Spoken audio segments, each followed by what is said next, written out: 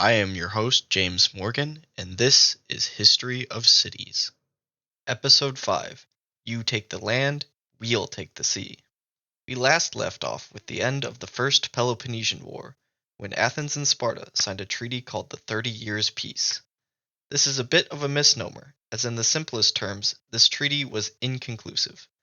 It left the political situation unresolved, as neither Sparta's Peloponnesian League or Athens's empire could unite Greece until the other was destroyed or subjugated. This led to the peace not lasting nearly 30 years, or being very peaceful for the time it did last. Between 440 and 432 BC, a series of proxy wars and revolts drove the two Hellenic poles closer and closer to another all-out conflict. This time, one way or another, the result would be conclusive. Before we get into the meat of the Peloponnesian War, I want to go over some important characters for our story. The first is Thucydides, whose record of the war is our primary source, and a high-quality one at that. Thucydides was an Athenian general at the outbreak of the war, which may lead you to assume that he was particularly biased towards his countrymen, but after he failed to arrive in time to stop the Spartans from capturing an Athenian colony, he was exiled. It was during his exile that he was allowed to travel between the two sides and collect first-hand accounts of the war. He then set about compiling these accounts, along with his own experiences and insights, to create a historical record that is marked as one of the first instances of a scientific approach to history. He had a novel approach to describing events as cause and effect, and attributed actions of historical actors to their influences and state of mind, rather than the whim of fate or gods. The only really subjective part of his account is his record of speeches, which he admits he paraphrases and are more or less interpretations rather than direct quotations. Nevertheless, we can thank Thucydides for pioneering a scientific approach to history and supplying us with a top-notch, but yet, due to his untimely death, incomplete history of the Peloponnesian War.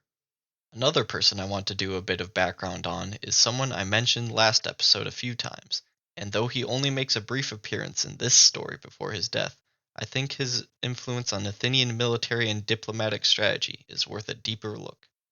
This man is the third leading man of Athens I have mentioned, and is named Pericles. Pericles was of Athenian military heritage, as his father had led the Athenian troops in the Battle of Mycale, which ended the Second Persian invasion of Greece.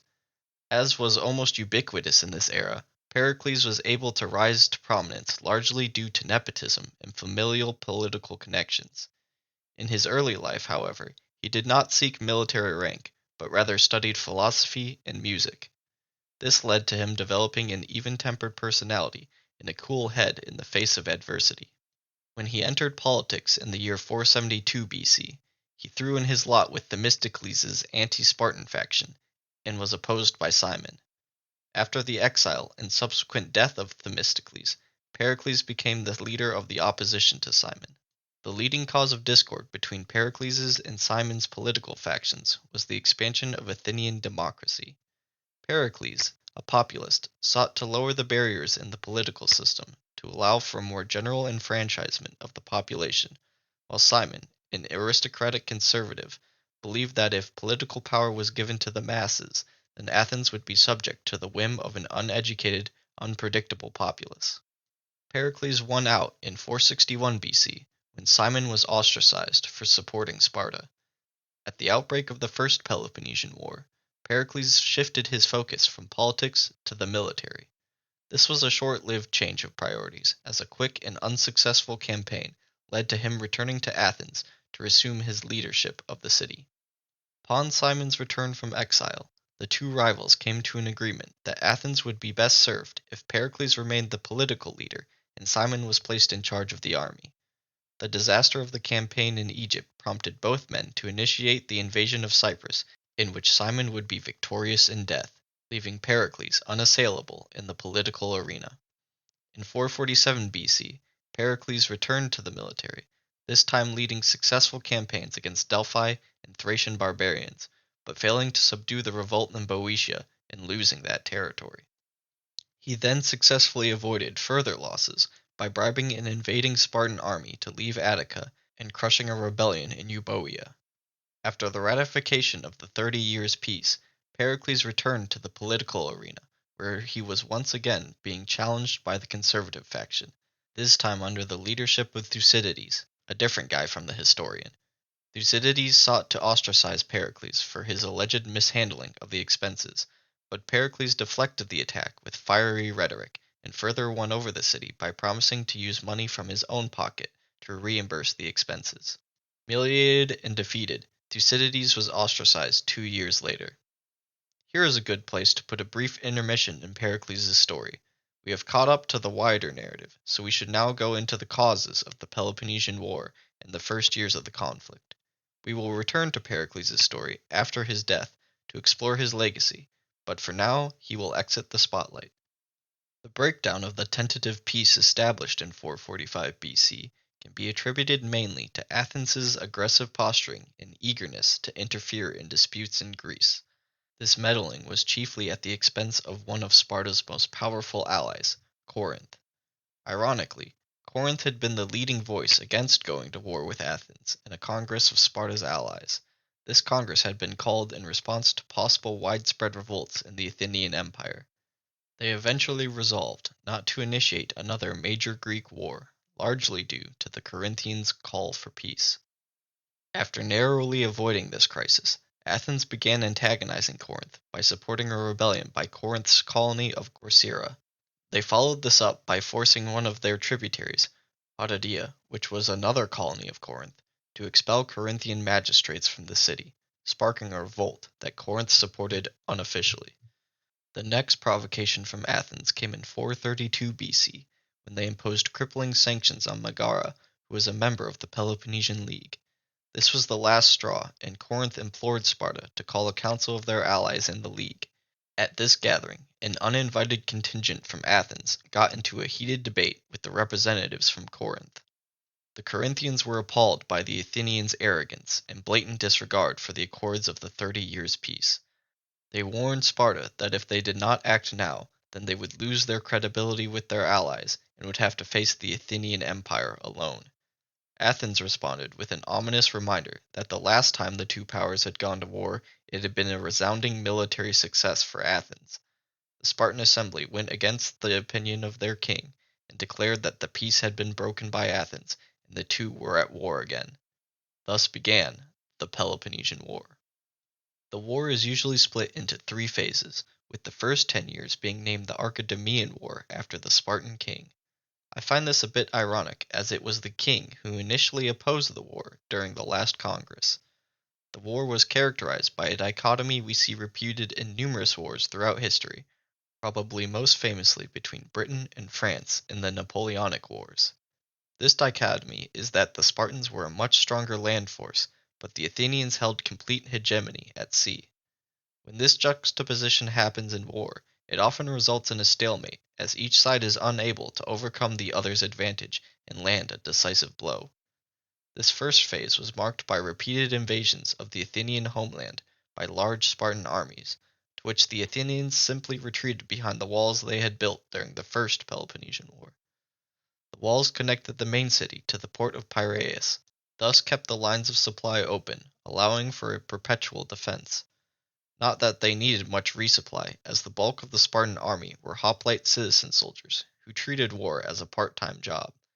For this reason, they could only siege the city for 3 weeks before they had to go home and help bring in the harvest. So the longest the Athenians ever had to hold out was just 40 days. After the first year or so of these sieges, Athens held a public funeral to honor all of those who had died fighting in the last year, as was their custom. Thucydides records a famous speech that Pericles gave at this event, but as I stated before, we can't really know how much of this speech is a quotation and how much is editorial from Thucydides. The speech itself is a good piece of oratory and rhetoric that I would include in the main body of this episode, except that it is too long. I will include a supplemental episode where I read the whole thing for you if you are interested. I just want to quote a section here that I think makes an interesting example. It goes, quote, "But before I praise the dead, I should like to point out by what principles of action we rose to power, and under what institutions and through what manner of life our empire became great. For I conceive that such thoughts are not unsuited to the occasion, and that this numerous assembly of citizens and strangers may profitably listen to them. Our form of government does not enter into rivalry with the institutions of others. Our government does not copy our neighbors, but is an example to them. It is true that we are called a democracy, for the administration is in the hands of the many and not of the few. But while there exists equal justice to all, and alike in their private disputes, the claim of excellence is also recognized. And when a citizen is in any way distinguished, he is preferred to the public service, not as a matter of privilege, but as the reward of merit. Neither is poverty an obstacle, but a man may benefit his country whatever the obscurity of his condition. There is no exclusiveness in our public life, and in our private business we are not suspicious of one another, nor angry with our neighbor if he does what he likes.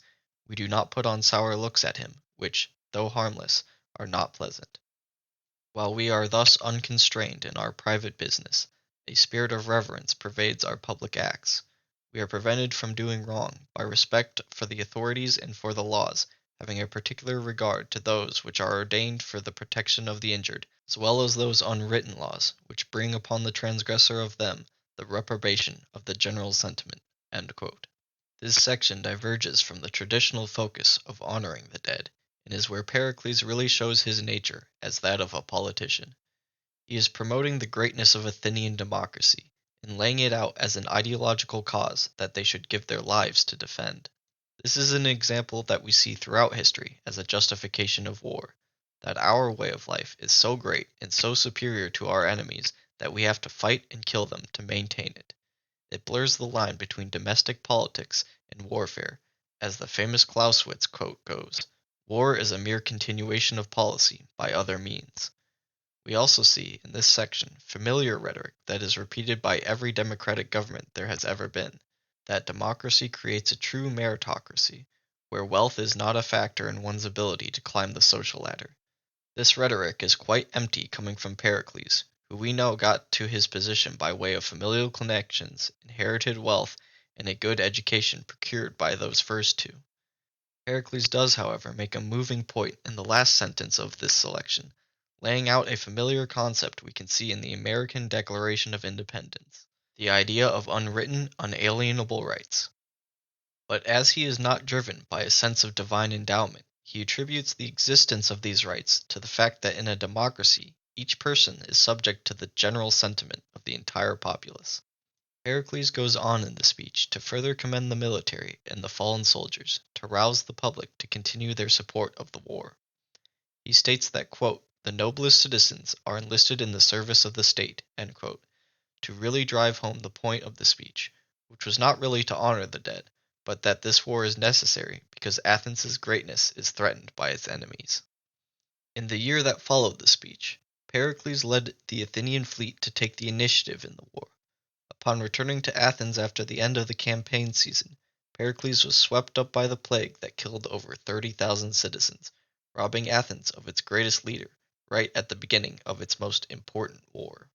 As is common with great men of history, there is a fair bit of controversy around the legacy of Pericles. Domestically, Pericles' rabid populism brought him praise, by some like Thucydides, for uplifting the citizenry of Athens and upholding the virtue in his role as first among equals.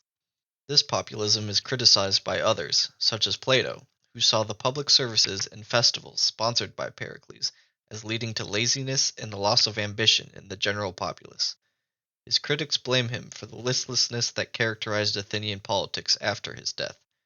Pericles' foreign policy is less debated, as most scholars recognize that his grand ambition and reckless expansionism, likely fueled by his zealous belief in Athens' greatness, was a leading cause of the Peloponnesian War. The ultimate failure of Pericles' dream of a unipolar Greece under Athenian democracy can be doubly attributed to his untimely death and his lackluster ability as a military strategist. To his credit, Pericles was a much better civil servant than soldier, and his patronage of art and architecture has kept his name alive to this day. The buildings he requisitioned, namely the Parthenon and the Acropolis, remain important symbols of Athens 2,500 years later. In many ways, the exiting of Pericles from our story marks the beginning of the end of the Athenian Golden Age. No Greek city will reach the height of Athens for another 700 years, when Byzantium will fulfill its destiny. That is quite a bit further down the road, and we must make the journey one step at a time. So for now, we will return to the Peloponnesian War. Despite the death of Pericles, the Athenian navy returned to the offensive in 429 BC. They caught a Peloponnesian fleet on its way to support an invasion of northern Greece and encircled them, despite having less than half the number of ships.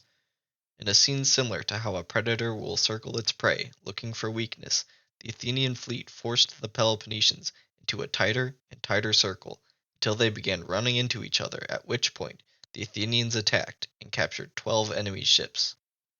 Spartans quickly sought to re-establish control of the crossing so they could reinforce their armies in northwestern Greece. To this end, they sent 77 new ships to chase off the Athenians. In the following Battle of Naupactus, it was the Spartan fleet that held all the initiative. They moved to force the Athenians to engage them by sailing into a narrow gulf that led to the harbor at Naupactus. The Athenians were forced to follow the larger fleet so they could defend the harbor. In this narrow gulf, the tactic of encircling that had won them the previous battle was impossible. As the Athenians gave chase, the Spartans deployed a brilliant maneuver when the main body of their fleet wheeled around to attack while their fastest 20 ships looped around to block escape from the Gulf. Only 11 of the Athenians' 20 ships were able to escape this maneuver, and they quickly made for the safety of the harbor, while the 20 fast Spartan ships were hot on their heels. The first 10 ships made it safely into a defensive position in the harbor, but the last ship saw an opportunity as he came up beside an anchored merchant ship. He used the ship as cover to turn around and rammed the leading Spartan ship. This Spartan ship sank instantly and sent the Peloponnesians into a panic. The proceeding rout allowed the Athenians to capture 6 Peloponnesian ships and retrieve 8 out of the 9 ships they had left behind in the initial assault. Arrival of Athenian reinforcements secured the stunning victory, and the Peloponnesians were unable to take control of the crossing. The battle secured more than just the Gulf. It cemented Athenian naval dominance for the foreseeable future. The death of Pericles also brought a change in strategy for the land war, as the politician Cleon and the general Demosthenes grew in power. They both preferred more aggressive action on land and began campaigns in the regions surrounding the Peloponnese Peninsula to gradually encircle the Spartan homeland. The turning point in the war came in 425 BC at Pylos, a peninsula that jutted off the eastern side of the Peloponnese. Demosthenes was accompanying a campaign to the island of Sicily when he tried to convince the leaders of the expedition that Pylos offered a great opportunity to establish a base of operations where they could strike at the heart of Sparta.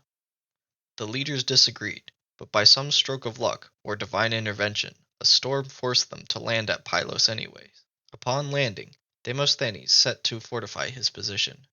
When the fortifications were complete, the fleet left Demosthenes with about 600 men and 5 ships while they continued their original mission to Sicily. The Spartan response to this invasion on their eastern flank was dismissive at first, given how small of a force occupied the peninsula. However, when they realized that the Athenians would hold this site to open a route directly to Sparta, they sent an army led by the Spartan king Agis and the fleet of 60 ships that had been besieging a nearby ally of Athens to excise Demosthenes. Demosthenes sent 2 of his ships to call for reinforcements, and the Athenian navy quickly responded by sending a fleet his way. Before this fleet arrived, Demosthenes received weapons from a privateer and 40 more hoplites from a nearby ally, which he used to further secure the beach where he believed the Spartans would try and land. The Spartans closed in, landing a large force of hoplites on the island of Sphacteria and spreading their ships on either side of the island to prevent Athenian reinforcements from arriving.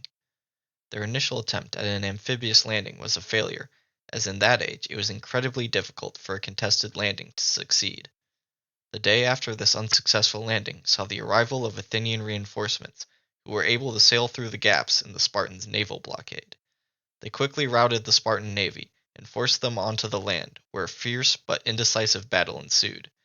Both sides took heavy casualties, but in the end it was Athens who controlled the sea, and therefore were able to trap the army of hoplites on Sphacteria.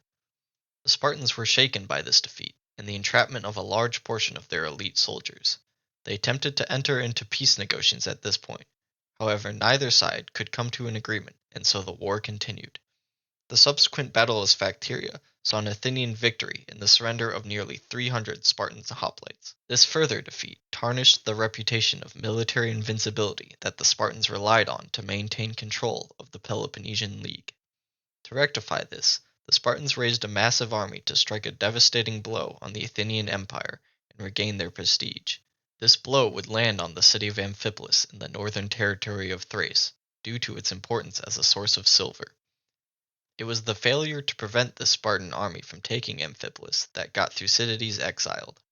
Repeated assaults to retake the city proved fruitless, and the Spartans were able to secure their grasp. With control over the silver mines in Amphipolis, the Spartans were able to force Athens back to the negotiating table in 421 BC and traded Amphipolis for the hoplite hostages. These negotiations also set out parameters for a truce, bringing an end to the first phase of the Peloponnesian War. The intervening years of the war were called the Peace of Nicias after the Athenian general who negotiated the peace. These negotiations resulted in a status quo antebellum, or a return to how things were before the war. The treaty was not widely popular, especially among the Spartan alliance, which led to the Peace of Nicias not being all that peaceful. In particular, the Battle of Mantinea, which pitted revolting members of the Peloponnesian allies supported by Athens against Sparta and Gaea, was the largest battle of the entire war. 9,000 Spartans faced off against 8,000 rebels. For perspective, the Battle of Mycale, one of the largest engagements of the Second Greco-Persian War, saw 40,000 Greeks face 60,000 Persians. I raise this comparison to point out that the scale of combat during the Peloponnesian War was much smaller than that of the previous war, yet it is arguably a more cataclysmic event in Greek history. This is likely due to the sheer length of the Peloponnesian War, and the fact that it was essentially a Greek civil war that resulted in a complete reordering of political power in the region. The Battle of Mantinea ended in a Spartan victory, which helped rebuild Sparta's prestige and quieted talk of rebellion among their allies on the Peloponnese. The Peace of Nicias also saw one of the worst atrocities of the war, when Athens demanded the neutral island of Melos join them against Sparta. The Melians refused this demand, and Athens took their city by force. No quarter was given, as all the men were killed, and the women and children were sold into slavery.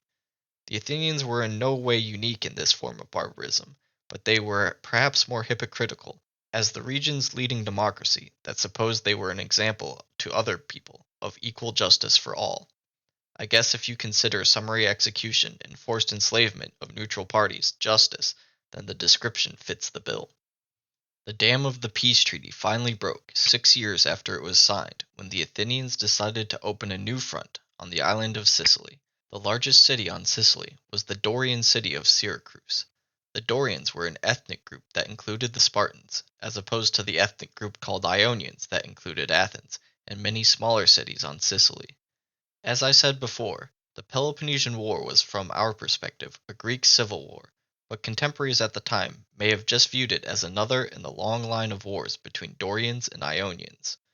I should clarify that not everyone on each side belonged to these ethnic groups, or that each member of these groups was allied to each other. Anyway, the Athenians had their eye on Syracuse for a long time, as it was roughly the same size as Athens and represented a rival in the Mediterranean that could tip the scale of the war if they supported their Dorian brothers in Sparta. When Syracuse began making moves to attack the Ionian cities on Sicily, it provided a perfect pretext for Athens to gather an invasion force. The Athenians were further goaded by the general Alcibiades, who spun tales of adding all the riches of Sicily to the empire.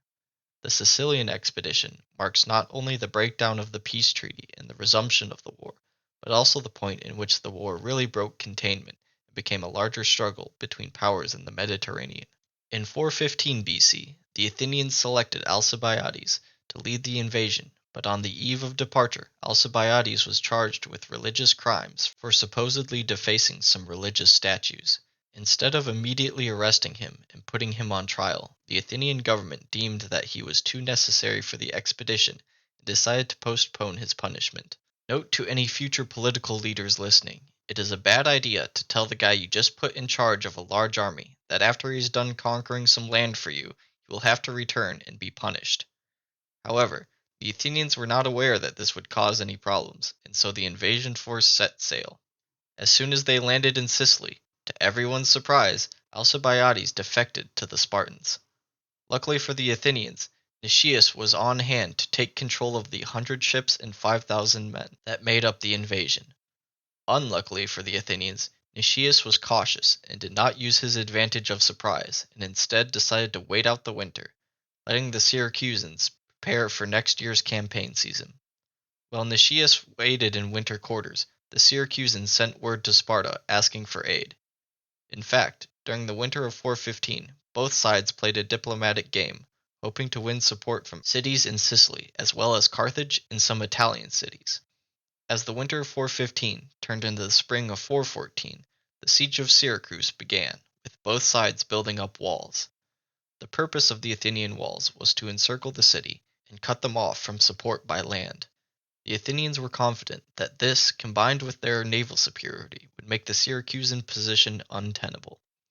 In response, the Syracusans built their own set of walls to prevent the Athenians from storming the city. The Spartan reinforcements soon arrived and felt a little left out of all the fun, so they built their own wall around the Athenians' wall. Seeing that he was about to be outwalled, Nicias sent a letter back to Athens asking to either be reinforced or recalled. The Athenians chose to continue the campaign, much to the displeasure of Nicias, and sent a large fleet under the command of Demosthenes to Sicily. When Demosthenes arrived, he saw the sorry condition of the original invasion force, and concluded that they should abandon the expedition and return to Athens. However, Nicias had vacillated on the issue and now believed that they should stay on Sicily to preserve their dignity.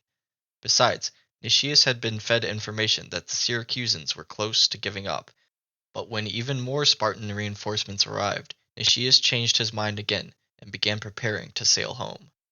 In a real ancient historical classic, a lunar eclipse occurred as they were about to set sail. This bad omen caused Nicias to change his mind once again, and he decided that they should wait another month before leaving to avoid any bad vibes. But the bad vibes reached them anyway when the Syracusans took advantage of the delay to attack the Athenian fleet. This began the Second Battle of Syracuse, don't worry about the first, in which the initial attack at sea saw the Athenians defeated and driven to shore. On the shore, the Spartan troops pounced on the routed Athenians and inflicted heavy casualties before being pushed back. Seeing the Athenians in disarray, the Spartan and Syracuse forces began closing the trap by blocking any avenue of escape from Sicily. Demosthenes ordered all his men onto his ships to attempt a breakout, but they were met by an equal number of enemy ships. A pitched battle at sea led to the loss of nearly half of each side's ships, but in the end, the Athenians were forced back to land. Nicias and Demosthenes both agreed that if they immediately attempted to break out again, they would be able to get past the recovering Spartans, but the soldiers did not want to endure another engagement at sea and instead preferred to escape by land to a less defended harbor so that they could sail away from Sicily in peace. The debate over what to do dragged on so long that the Syracusan forces were able to blockade most of the land routes, and the Spartan navy was able to burn the remaining Athenian ships. With no other choice available, the Athenians took all able-bodied men to break through the Syracusan lines and hopefully reach a friendly city. They were able to make it past the Syracusan blockade, but were constantly harassed by hostiles as they marched south. Eventually, the main Syracusan force was able to catch up to the Athenians and kill the majority of the remaining invaders. The Sicilian expedition was possibly the greatest military disaster the Athenians had ever endured, rivaling the horrendous Egyptian expedition in the Second Greco-Persian War. They had lost nearly 10,000 hoplites, but more importantly, the naval power they had relied on was severely shaken by the loss of nearly 30,000 experienced sailors and around 200 warships. At the time of the Peace of Nicias, the tide of war had been arguably in Athens' favor. The catastrophe in Sicily had not only reversed this fortune, but seemed to lay the foundations of the inevitable defeat of Athens. An interesting alternative history would be if Athens did conquer Sicily, and then used its position near the Italian peninsula to conquer Rome and Carthage, shifting the center of Western political power to Greece. But those fantasies are best left for fictional storytellers, and we should instead focus on what really happened. At the same time as they were getting kicked around in Sicily, Athens was facing arguably even greater troubles at home. When Alcibiades defected to Sparta, he advised them to put pressure on the Athenians by taking the village of Decelea and fortifying it. The location of Decelea allowed the Spartans to completely cut off supplies from Athens, at least by land. On top of this, it stopped the Athenians from receiving silver from the mines in the area. The loss of cash flow and resulting increased demands of tribute caused a massive wave of rebellions within the Athenian Empire. The empire was teetering on the edge, and it seemed the Spartans only had to tip it slightly for it all to come crashing down. Astonishingly, the Spartan response to the impending collapse of their enemy was painfully slow. They lethargically gathered their forces and procrastinated on a final invasion plan. With a large portion of the empire in revolt, and a revolution inside Athens that replaced the democratic government with an oligarchic regime much more sympathetic to Sparta, the Spartans were surprisingly not driven to action. This delay created a chance for the Athenians to attempt the greatest comeback story in history. The Athenians had hidden away a secret reserve of cash and ships to only be used if things got really bad, and indeed things had gotten really bad. This fleet enticed Alcibiades to switch sides again and appointed him to lead them to continue the war in the name of democratic Athens. Rather than take his revenge on the oligarchy ruling Athens, Alcibiades used the fleet to apply pressure to the regime while supporting pro-democratic factions within the city. After only 2 years in charge, the oligarchs were overthrown and democracy was re-established. The war was back on. After a few minor naval engagements in 411 and 410 BC, the Athenian navy was finally able to spot a large combined Spartan-Persian fleet near Byzantium. Alcibiades baited this large fleet with a small detachment of his 86-ship navy. The Spartans fell for this bait and were caught completely by surprise when the larger portion of Alcibiades' fleet entered the fray and drove the Spartans ashore. The land battle that followed mirrored the one at sea, in which a smaller Athenian force was able to draw the Persians and Spartans in, who were then crushed by the Athenian reinforcements. The Spartans lost all their ships, and Athens was once again the dominant naval power. This advantage allowed them to reconquer much of their empire, including the important city of Byzantium. I should go over why the Spartan fleet included Persians. We previously discussed how at the outset of the war, the Persian Empire was ruled by Artaxerxes I, whose policy towards Greece after the Second Greco-Persian War was one of indirect intervention. He saw how the Greeks were fierce defenders of their homeland, and direct invasion would only lead to further Persian humiliation. Despite this, he still held those famous Persian grudges, particularly towards the Athenian Empire that had so thoroughly defeated them in Asia Minor. So when the Peloponnesian War broke out, Artaxerxes looked for an opportunity to weaken Greece and punish Athens. Unfortunately for him, he would not live long enough to find such an opportunity, and the political chaos that enveloped the Persian Empire after his death further delayed Persian intervention in the war. Finally, in 414 BC, Persia, now ruled by Darius II, began supporting Sparta financially and militarily. Furthermore, the disasters in Sicily and at home caused the Athenians to lose their grip in Anatolia, and Persia was able to reconquer all the Ionian cities that they had lost in the Second Greco-Persian War. Despite the resurgence of Athens following their triumph at sea, the weight of the combined forces of Sparta and Persia was too much to bear. The final decisive blow would come coincidentally at Byzantium, where the Spartans threatened to starve out Athens by cutting off their grain supply. This forced the Athenian fleet into a disadvantageous engagement on the Hellespont, where they were completely destroyed. This marked the end of the third and final phase of the Peloponnesian War in 404 BC. We will end this episode with two summaries, one of the aftermath of the war and its effect on the Greek world, and another on the experience of Byzantium during the war. After the utter defeat of Athens, Sparta became the undisputed great power in Greece. This is not to say that it had complete control over the territory, as there were still minor powers that opposed them, and even Sparta's tributaries and allies were discontented. This discontent was fueled mainly by the fact that they had gained nothing from the incredibly destructive Peloponnesian War, while Sparta reaped all the benefits despite having suffered relatively little. Sparta mostly benefited from the absorption of the Athenian Empire, taking control of its lucrative tributaries and placing a council of oligarchs in control of the city. This grasp was tenuous, however, and eventually rebellions would shake many cities free from the grip of Sparta. In the end, the war that began as the final act in the debate over which of Sparta or Athens would rule over Greece left both too weak to exert the power needed to hold on to control. It wouldn't be until the events of our next episode that Greece would finally be united under a single polity, and it would be neither Athens or Sparta that would claim this honor. The perspective of Byzantium during the Second Peloponnesian War was quite a bit different than the first.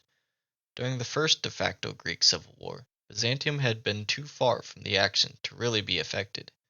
In particular, the unrivaled Athenian navy limited the scope of the first war, and Sparta was never able to threaten any city they could not reach in a quick march. During the second war, the Spartans' strategy of choking out Athens relied much more heavily on expanding the scope of the war to the Athenians' lucrative tributaries. This brought Byzantium more directly into the conflict to their great displeasure. The Byzantines had always resented the expensive tribute they had to give to Athens, but this was exacerbated after the failure of the Sicilian expedition caused Athens to demand even greater tribute to maintain the war effort. This prompted Byzantium to switch sides, and when the Spartan general Clearchus came to capture the city in 411 BC, he met very little resistance. The reversal of fortune after Alcibiades destroyed the Spartan fleet in 410 BC led to the city falling back into the empire. It wasn't until 404 BC that the Spartans were able to retake the city, slamming the door on the Athenians' attempt to continue fighting. We can see from this event that Byzantium's importance in Greece had steadily risen since the start of the Peloponnesian Wars. What had initially been a peripheral city, barely thought of by Spartan strategists, had become the pivotal objective that ended the war. Unfortunately for Byzantium, the rise in importance meant that they were juggled between competing powers and had not yet gained enough independent strength to truly resist the influence of greater cities. Next time, we will go over what remains of the Greek period of our story before proceeding into the Roman period. As always, if you have any questions or think I missed anything, please feel free to email me at hofcpod.cast@gmail.com or DM me on Twitter at HOFC_podcast. Thank you for listening to this episode, and please join me next time for the history of Byzantium.